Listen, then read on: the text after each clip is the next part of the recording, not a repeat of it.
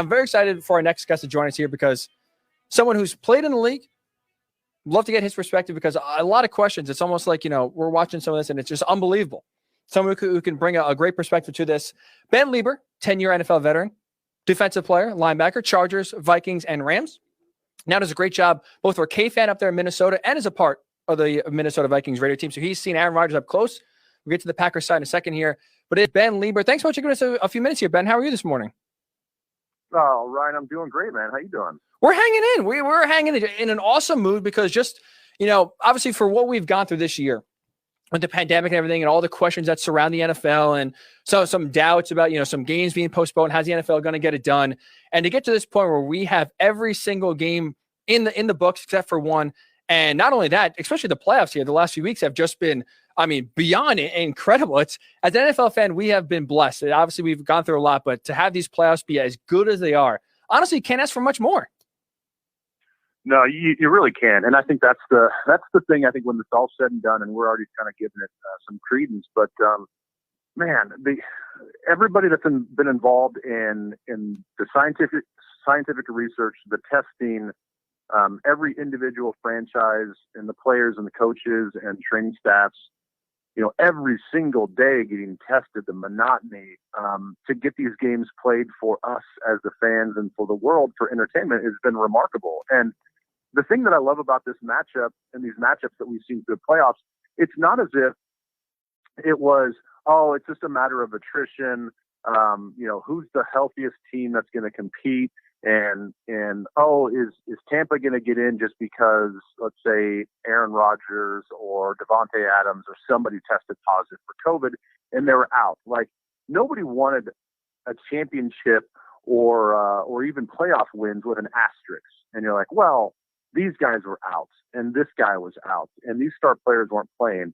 We didn't have to deal with any of that. Yes, we had a head coach that was out and we all understand that whole situation, but I don't think anybody can look at these games and say like, oh, well, here's the caveat as to why, because of COVID. Everybody was healthy, and even in the middle of the season when the NFL had to move games around and adjust, teams were able to adjust, and I don't think the product fell off at all. That's a great point. Honestly, I didn't even realize that, and especially when you watch college football, right? We've always had issues where some players weren't available, even the national title game. Ohio State is missing some players. That's a great point. You're right, because all of the players were there. Everyone, thankfully, was negative. And you're right, we don't have any controversy to where it's, to your point, a massive impact player on one side or another was out. And even to your point, with the Browns missing their head coach, they still won the game. So it's like even really that had an impact at all. So I want to ask you this, Ben, right? Sorry, I didn't even interrupt you. You can go. No, go ahead. No, go ahead. So I was gonna ask, as a player, you've been in the league 10 years. You understand how tough it is, the grind it is to have success. Watching Tom Brady at 43 years old, go to his 10th Super Bowl now.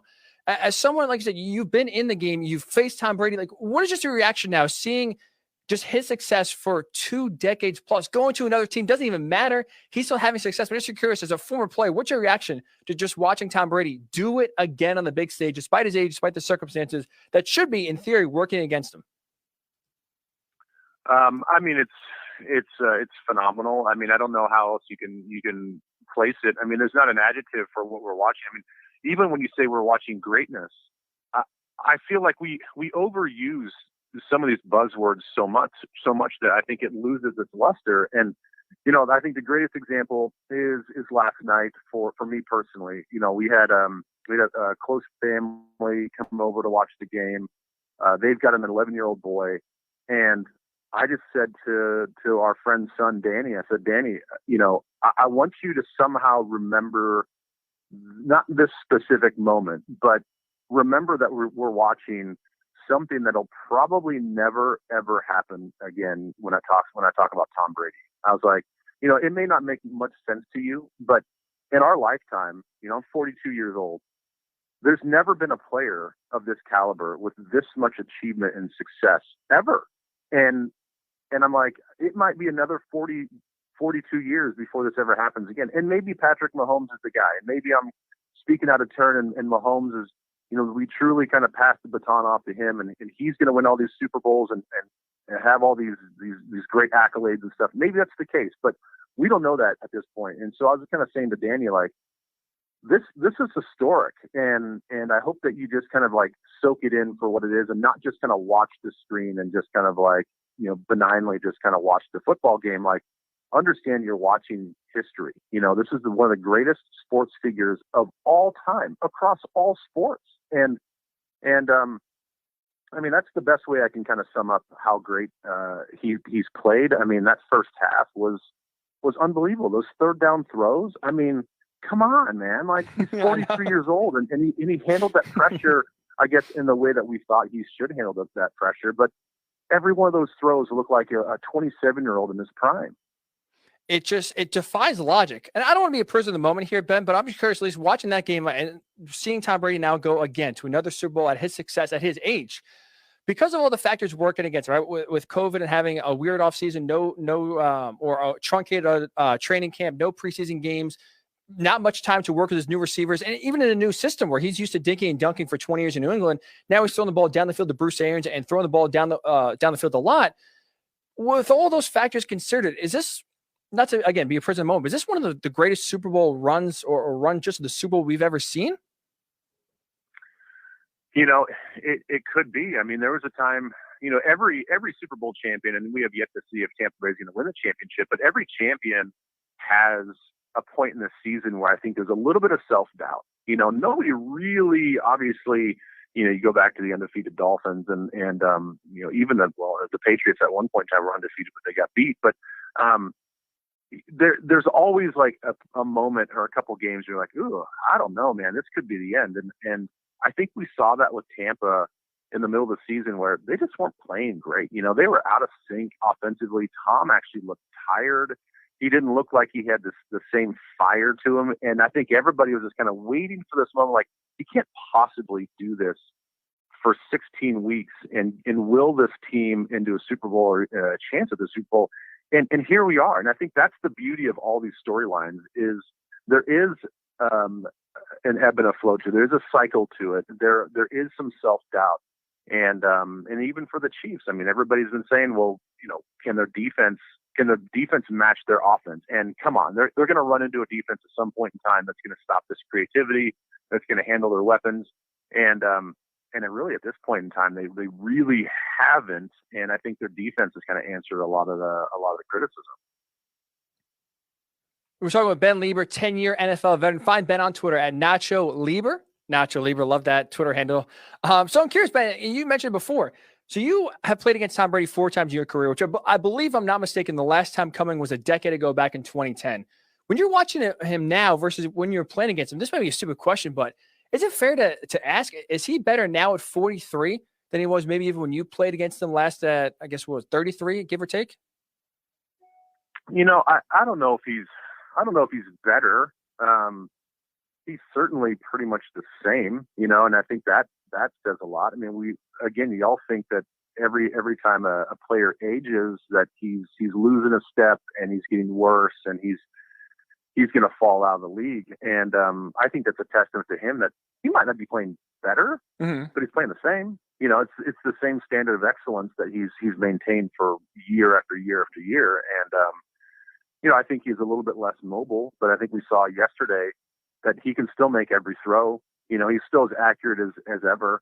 And I think that was the one thing, his arm strength surprised me yesterday, and has really surprised me throughout the season. As let's contrast that with Drew Brees. You know, Drew was never a guy that had a huge arm. He had that shoulder injury. He came back even stronger, and then everybody's like, wow, he can actually really throw the ball down the field. And that's a testament to his rehab and his just maturing and getting stronger. But I think everybody knows in the last 2 or 3 years, I mean, he wasn't throwing the ball more than 5 yards past the line of scrimmage. Yeah, oh yeah. And then here's Tom Brady at 43 throwing the ball down the field as accurate and as deep as ever before. It's so. What do you think lends to that consistency? That's a fair point. Better, probably not. Obviously, physically, I mean, he's not the same as he was 10 years ago. But what? Because you just mentioned Drew Brees, his decline. We've seen like before our eyes happen. Peyton Manning, the same thing, was hanging on by a thread when they went to the Super Bowl with the Broncos back in 2015. Is it the TB12 method? Is he drinking the avocado, or was it the avocado ice cream that he's eating? What is going on that's allowed him to at least be consistent? Well, I do think that his diet and nutrition is played a part into it. I mean, I think, diet and nutrition has become such the X factor and the competitive edge that guys have been looking for a long time. And it's finally sort of come to the forefront about how important it is that these guys are taking that seriously. So I do think that across the league, I think, nutrition has become such a big deal, and it's certainly worked for him. And I also look at the way he sort of modeled his throwing motion. It's all technique. It's kind of poetry in motion. And I think that he's never relied on just his arm strength. He's relied on his mechanics, his foundation, the way his whole body works together to throw the ball. And so I don't think that he's had to rely just on arm strength alone, because if that was the case, I think you'd see the ball travel less of a distance. But you look at the way he throws, and man, he's just like, he's picturesque. Like every throw is like, bam, feet are set, hips, are moving in the same motion, and he's throwing with his whole body. And you contrast that with like Aaron Rodgers. Now Rodgers still has, the arm strength, and he still seems like he's young, and he still seems like he has it. But there probably going to become a point in time where his accuracy and his arm strength suffers because he throws off platforms so many times. Like his feet aren't set. One foot's in the air. It's like he's the guy that you don't want to teach your young kids how to throw football because it's just uncanny like anybody else. You're right. And the arm talent he has is second to none, honestly, in the NFL when you watch it. So I want to stick with that. Aaron Rodgers, we're talking to Ben Leber, 10-year NFL veteran, does a great job with the Vikings radio team now. So Ben, a guy you got to see up close and personal the last few years, right? Working with the Vikings now and Aaron Rodgers. So this year, Aaron Rodgers, MVP season. I don't know about you. I really didn't see this kind of year coming from him. 6 interceptions with those 48 touchdowns, but 3 of those interceptions he's thrown this year coming at the Bucs, 1 yesterday and 2 in the first matchup. What did Tampa's defense do that really no other defense in the NFL could really do this year? Well, they played physical, and they took away his timing, and it matched up with their pass rush. I mean, I really think, yes, Tom Brady was phenomenal in the first half, but he gave the ball away 3 times in the second half. And for them, off of sudden change, their ability for the Tampa Bay defense to step up and limit any points was, to me, that was the story of the game. It wasn't so much the quarterbacks, it was the defense. And surprise, surprise, as a former defensive player, trying to give the defense some credit. But the way that you stop that Packers offense, like anything else, is you have to disrupt those guys at the line of scrimmage. And he even says, Rodgers says himself, that I think a large part of his MVP season is because Matt LaFleur creatively put their offense in better situations where he was throwing to wide open receivers a lot of times. And that comes down to game planning, creativity, feeling the moment, calling the right play against the right defense.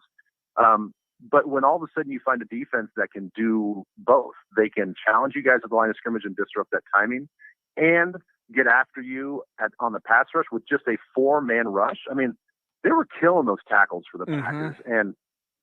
And the lack of having to bring a 5th and 6th blitzer, that to me was the difference, and that's why they stopped that high-powered offense. You're right. The pressure we've seen on Rodgers here, you don't really see it much, even with, obviously David Bakhtiari going out for the postseason. But even last week against the Rams, they really didn't get to Rodgers too much, and he was able to pick apart that defense. One of the best defenses in the NFL that we've seen this year. It was crazy to think. So, Ben, after the game, right, Aaron Rodgers said that ominous quote about, a lot of people's on this team, or a lot of players on this team, their future is uncertain, including his. Do you think this is the last time we saw Aaron Rodgers in a Packers uniform? Well, considering he's in the NFC North and I cover the Vikings, yes, I hope this is the last time I see Aaron Rodgers in a Packers uniform. That's going to be a really hard thing to part with. I mean, how do you have a guy that should win the MVP of the NFL? How do you part ways with that guy? Maybe it's a decision that he makes himself. Maybe he pulls a Deshaun Watson and says, I don't care, I'm out. Like, this is obviously not my team going forward.